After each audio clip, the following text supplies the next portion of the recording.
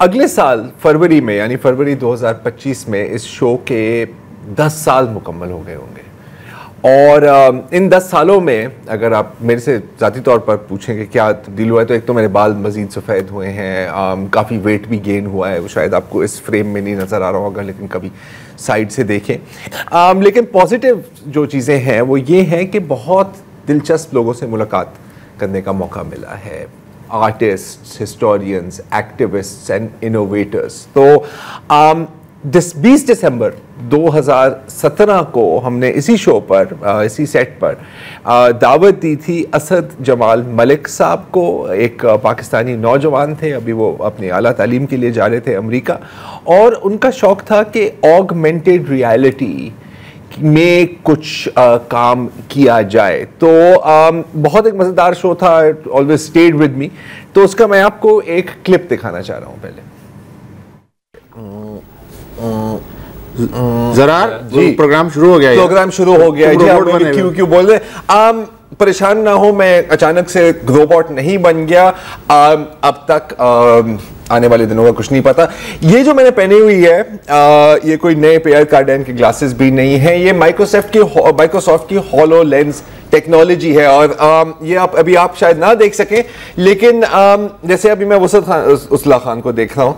वसतुल्लाह खान के सामने एक खातून है जिसको मैं अगर यूं करूं, I can move her around, तो अब वो मेरे सामने के ऊपर बैठेंगे। नहीं, तुम्हारे ऊपर तुम्हारे सामने कोई पाकिस्तानी मर्द है, he is also virtual. In fact अगर आप देखें स्क्रीन पर, तो जो मुझे तकरीबन जो मुझे चीजें नजर आ रही हैं वो आपको भी नजर आ रही हैं। अच्छा, तो ये है क्या और इसका मकसद क्या है? एक वीडियो है जिसमें इन्होंने थोड़ा सा एक्सप्लेन किया है कि ये HoloLens टेक्नोलॉजी क्या है। तो इस वक्त मैं अपने कॉलेज के आर्किटेक्चर स्टूडियो में मौजूद हूँ और यहाँ वही चीज़ें पड़ी हुई हैं जो कि आमतौर पे एक स्टूडियो में होती हैं। लेकिन अगर मैं चल के इस साइड पे आऊँ तो यहाँ और भी बहुत कुछ हो रहा है। जैसे कि इस वक्त यहाँ पे मुझे एक एस्ट्रोनॉट का उड़ता हुआ मॉडल नज़र आ रहा है और ये एक हॉलोग्राम है, जिसका मतलब है कि मैं इसे किसी भी साइड से देखूं या करीब जाऊं या दूर जाऊं, मुझे उसी तरह नजर आएगा जैसे कि असल में यहाँ मौजूद हो। मिक्स्ड रियलिटी का कमाल ये है कि अगर मैं इस ऐप पे जाऊं तो मुझे एक घर का मॉडल यहाँ पे नजर आ जाएगा। तो अगर मैं इसी मॉडल को बड़ा कर लूँ थोड़ा सा, तो मैं इसके अंदर जा सकता हूँ और मैं अंदर जाके देख सकता हूँ कि घर के दरवाजे कैसे लगे हुए हैं या वायरिंग सही हुई हुई है या अंदर से सारा कैसा होगा। और अब तकरीबन ठीक 7 साल बाद असद मलिक साहब हमारे साथ दोबारा स्टूडियो में हैं। मैंने क्या कहा? असद जमाल मलिक। असद जमाल मलिक, ठीक है। इंट्रो ना खराब किया करो मेरा। असद साहब हमारे साथ दोबारा स्टूडियो में। और असद, मैं आपसे पहले तो पूछना चाह रहा था कि इन पिछले 7 सालों में क्या हुआ है, लेकिन उससे पहले एक और ज़्यादा अहम सवाल है। आपके पास कोई ऐसी टेक्नोलॉजी है कि मैं जिस तरह मैं 7 साल पहले लग रहा था मैं वैसे लग रहा हूँ, या दिस इज़ बियॉन्ड? वैसे आपकी वीडियो तो मौजूद है, तो उसे यूज़ करके कुछ ना कुछ बना सकते हैं। इसके बारे में हम बाद में बात करेंगे। अब थोड़ा सा अपने बारे में बताएं। आपको 7 साल हो गए, मतलब 7 सालों में आप पहली बार पाकिस्तान वापस आए हैं? जी, 7 साल बाद मैं आज सुबह लैंड हुआ। क्या किया था आपने जब आप गए थे यूएस में? याद है आप काफ़ी एक्साइटेड थे, थोड़ी सी नर्वसनेस भी थी कि यार वहाँ जाके क्या होगा। आपके जो AR का प्रोग्राम था, ऑगमेंटेड रियलिटी का प्रोग्राम था, उसके साथ क्या हुआ फिर, अगर आप थोड़ा सा बता सकें? बस पिछले 7 साल मैंने ऑगमेंटेड रियलिटी को ही पकड़े रखा है। तो उसी पे फोकस, उसी पे एक्सक्लूसिवली काम। तो जो पहली चीज़ मैंने की, जो आप उस वीडियो में बता रहे थे, खातून जो आपको नज़र आ रही थी, वो प्रोजेक्ट बन गया टर्मिनल 3 के नाम से। हमने पूरा प्रोजेक्ट उसे बना लिया और वो ट्राइबेका फिल्म फेस्टिवल के अंदर 2018 में सेलेक्ट हो गया। सही। तो वहाँ न्यूयॉर्क में हमने उसे प्रीमियर किया और उस वक्त वो पहली बार थी कि ऑगमेंटेड रियलिटी का कोई प्रोजेक्ट फिल्म फेस्टिवल के अंदर नजर आया और लोग उसे एक्चुअली। और ट्राइबेका कोई छोटी बात नहीं है। जी बिल्कुल, इट्स अ बिग डील। हाँ। तो सबसे पहले वो प्रोजेक्ट हमने किया और वो प्रोजेक्ट ज़रा मैं पाकिस्तान से नया गया था, तो अमेरिका जाते हुए मेरी ज़रा इंटरोगेशन वगैरह हुई ठीक ठाक। एबटाबाद से हूँ, आपको पता है एबटाबाद। ओह शाबाश। बिल्कुल ऐसे ही है। तो उसकी वजह से टर्मिनल 3 जो हमने प्रोजेक्ट बनाया, उसके अंदर होता यह था कि जो व्यूअर है वो हेडसेट पहन के एक फिजिकल कमरे के अंदर जाता है और वो कमरा हमने मॉडल किया हुआ था कस्टम्स ऑफिस के इर्द गिर्द। तो हेडसेट पहन के आप एक्चुअली हॉलोग्राम्स को इंटरोगेट कर सकते हैं, उनसे सवाल पूछ सकते हैं। इंटरोगेट करके आप डिसाइड कर सकते हैं कि आप उन्हें अपने मतलब आप कस्टम्स ऑफिसर हो। एग्जैक्टली। बिल्कुल। तो एक बिल्कुल ज़रा डिफरेंट किस्म का एक्सपीरियंस था लोगों के लिए कि उस पोजीशन में जहाँ पे आप इस टाइप की चीज़ को डिसाइड कर रहे हैं, तो मकसद यही था कि लोगों को ज़रा समझ आए कि हमारे जैसे लोग किन चीज़ों से गुजर के पहुँचते हैं उस तरह के ममालिक में। अच्छा, अब जो लोग जैसे कि जिनको इंटेरोगेट कर रहे थे, मैंने ये सेट पहना हुआ है, मेरे सामने वो होलोग्राम, ये एक्चुअल लोग थे? जी बिल्कुल। तो हमने डॉक्यूमेंट्री के तौर पे बनाया था। पहले जो मेरे कोई 4 साल गुजरे उसके अंदर हम कैप्चर पे फोकस कर रहे थे, तो असली लोगों को कैमरों के साथ कैप्चर करके उनका होलोग्राम हम बनाते थे। तो जो कहानियाँ लोग सुना रहे थे वो बिल्कुल असली कहानी और एक्चुअली वीडियो के तौर पे 3D वीडियो के तौर पे लोग हेडसेट के थ्रू से देख सकते थे। और इसके बाद मेरा ख्याल है कि जब आपने मतलब जैसे किसी यूज़र ने अपनी तफ्तीश, अपनी इंटेरोगेशन पूरी कर ली, तो आपने फिर जो एक्चुअल बंदा है वो भी उनके सामने लाए। तो वो कैसे, वो उसके बारे में बताए थोड़ा। ट्राइबेका में क्योंकि हमने प्रोजेक्ट फिर और म्यूजियम्स वगैरह लेके गए, तो हर बार हम ये नहीं स्टार्ट कर सके, लेकिन ट्राइबेका के अंदर हमने ये किया था कि जिन लोगों का हमने होलोग्राम बनाया था उन्हें हमने सेट के अंदर छुपा के रखा हुआ था। तो जब बंदा वर्चुअल होलोग्राम के साथ अपनी इंटरोगेशन ख़त्म करता तो असली बंदा फिर कमरे के अंदर हाजिर हो जाता, और उसकी वजह से हम दिखाना चाह रहे थे कि वर्चुअल और असल में कितना ज़्यादा फ़र्क हो सकता है। तो इसकी एप्लीकेशन इंडस्ट्री में कहाँ पे हो रही है, कैसे हो रही है? एप्लीकेशन कई जगह पे ऑगमेंटेड रियलिटी की हो रही है।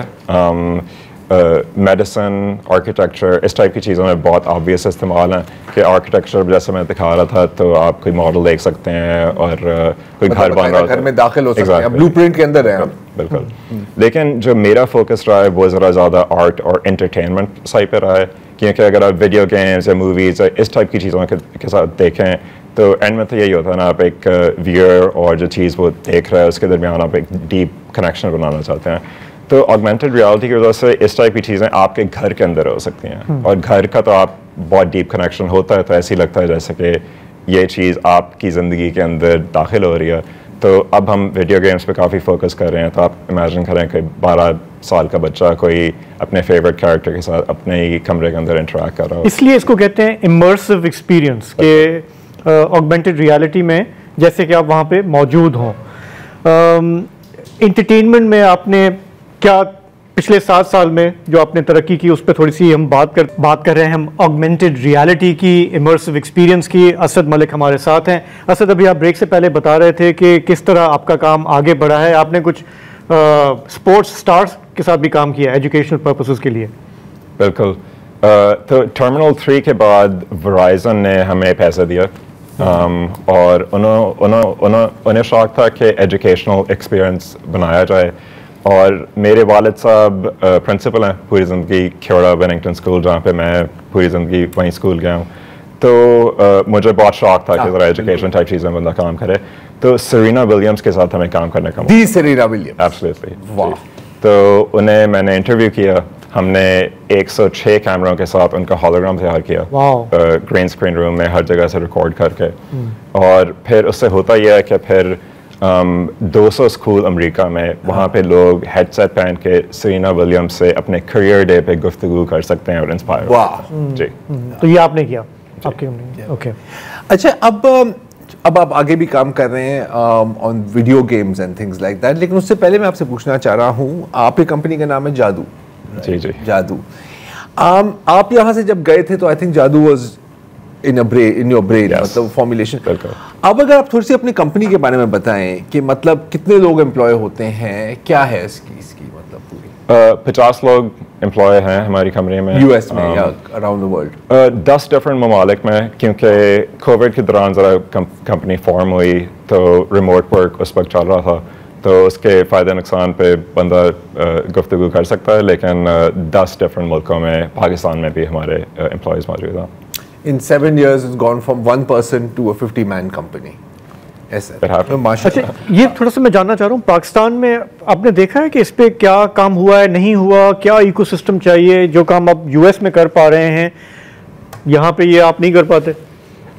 देखें, यूएस में होने का मेन फ़ायदा मुझे यही है कि फंडिंग, इस टाइप की चीज़ें जो कि बिल्कुल स्पेकुलेटिव हैं, उनकी फंडिंग कैलिफोर्निया में ही मौजूद है। नो डाउट, नो डाउट, बिल्कुल सही है, बिल्कुल सही तो है। वहाँ से काम चलता है एंड ऑल्सो एंटरटेनमेंट इंडस्ट्री भी बिल्कुल गार्ड है।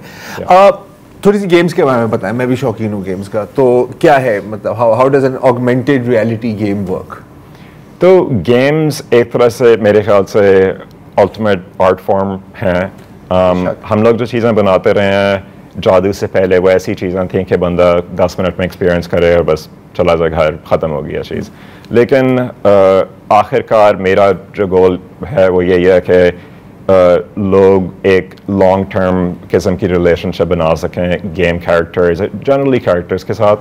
तो जो हम लोगों ने जादू का काम शुरू किया है वो इसी मकसद से कि हम गेम्स बनाएं, एक ऐसा प्रोडक्ट हो जो बंदा बार बार इस्तेमाल कर सके, जिस तरह ये जो चल रहा है अभी बिल्कुल एग्जैक्टली स्क्रीन पर। अब ये एक तो ये गेम का व्यू है और ये किसी के कमरे का व्यू है। जी, ये मेरा दफ्तर है, ये आपका दफ्तर है और ये बंदा भागता हुआ जा रहा है आपके दफ्तर के अंदर। बिल्कुल बिल्कुल। तो बेसिकली अब हम कर ये रहे हैं कि हम, ये मेरा कुत्ता है तो ये फुल स्क्रीन पे दिखाएंगे, ये फुल स्क्रीन पे दिखाए ताकि समझ तो आए लोगों को। तो अब हम लोगों ने किया ये है कि हम लोग ये सारी चीज़ें फ़ोन्स पे बनाना शुरू हो गए हैं, क्योंकि हेडसेट्स की जो हमें उम्मीद थी कि अब तक अडॉप्शन होगी वो नहीं हुई। ओके। लेकिन फ़ोन्स की जो कैपेसिटी है काफ़ी बढ़ गई है पिछले 7-8 साल सही है। में। तो अब होता यह है कि फ़ोन के कैमरे के साथ बंदा इस टाइप की चीज़ें एक्सपीरियंस कर सकता है। हम लोगों ने ये जेट पैक्स बनाए हैं और कैरेक्टर्स बनाए हैं जो कि आप कैरेक्टर के साथ जेट पैक पहन के ऑगमेंटेड रियलिटी में उसे उड़ा सकते हैं, और उसके साथ फिर गेम्स वगैरह, फाइटिंग गेम्स और इस टाइप की चीज़ें हम लोग बना रहे हैं। तो ये जो मोबाइल फोन कैमरा के थ्रू, ये थोड़ा सा वही कॉन्सेप्ट है जो मुझे याद आ रहा है पोकेमॉन गो। बिल्कुल। Is it something like that? बिल्कुल। पोकेमॉन गो बेसिकली उनका फोकस मैप पे काफ़ी था कि आप घर से बाहर जाके कोई चीज़ करें या अपना कोई पोकेमॉन ढूंढें। लेकिन जो AR गेम पे उनका इतना ज़्यादा फोकस नहीं था। तो हम लोग जो कर रहे हैं वो ये है कि आपको बाहर जाने की ज़रूरत नहीं है, आप वैसे अपने घर में या जहाँ पे भी हों, हमारा सारा फोकस ये है कि आप अपनी जो घर की इन्वायरमेंट है उससे आप कितना ज़्यादा इंटरेक्ट कर सकते हैं। कि आपका कैरेक्टर टेबल पे है, शेल्फ पे है, सोफे पे है, उड़ रहा है, लैंड हो रहा है, तो आप अपनी इन्वायरमेंट के साथ इंटरेक्ट कर सकें और जो उसकी इन्वायरमेंटल अंडरस्टैंडिंग है कैरेक्टर की वो आहिस्ता आहिस्ता बढ़ रही है कि अब अच्छा तो लर्निंग है। बिल्कुल एग्जैक्टली। तो हम अब AI भी यूज़ कर रहे हैं, तो उसकी वजह से कैरेक्टर समझ सकता है कि ये कुत्ता यहाँ पे है या चेयर यहाँ पे है या आपके जो तस्वीर लगी हुई है आपके अब्बू की दीवार पे या जो इस टाइप की चीज़ें एक्चुअली कैरेक्टर को समझ आ सकती हैं। यार हम बात कर रहे थे AI और डीप फेक्स की, तो कहीं और ही निकल गए। हाँ, ये वो डिस्ट्रक्टिव पावर है AI का, ये मुझे लग रहा है कंस्ट्रक्टिव पावर है AI का, दोनों साथ साथ चल रहे हैं। बिल्कुल।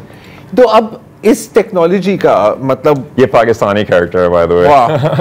हमने एक पाकिस्तानी कैरेक्टर बीच में डाला है और ये पोर्टल के थ्रू आया है अभी। तो आप इनको कस्टमाइज भी कर सकते हैं, फिर आप इनके लिए चीजें खरीद भी सकते हैं जी। राइट, जिस तरह जैसे कि कॉल ऑफ ड्यूटी में मैंने कोई स्किन खरीद ली। बिल्कुल। तो कैरेक्टर्स के साथ हम इस तरह कर रहे हैं कि ज़्यादा कुछ इस तरह के कैरेक्टर होने चाहिए जो कि आप कस्टमाइज नहीं कर सकते, जो कि गेम में मौजूद हैं, जिसकी वजह से गेम की स्टोरी एक तरह से आगे बढ़ती है।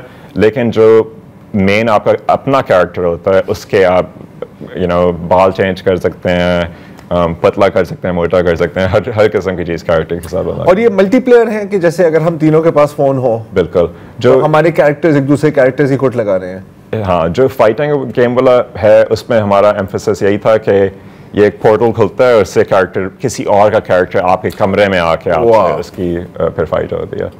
सो इसमें हालांकि आप ज़्यादा खेलते हो गेम्स, मेरा कम है एक्सपोजर इस पे, लेकिन हमने ये देखा है कि बहुत सारी गेम्स ऐसे बन रही थी जो US आर्मी के हवाले से कि वो जा रहे हैं, अरब्स को मार रहे हैं, टेररिस्ट को मार रहे हैं, और उसमें एक इम्बेडेड एक रेसिज्म भी है, एक पूरी एक पॉलिटिकल कमेंट्री भी है।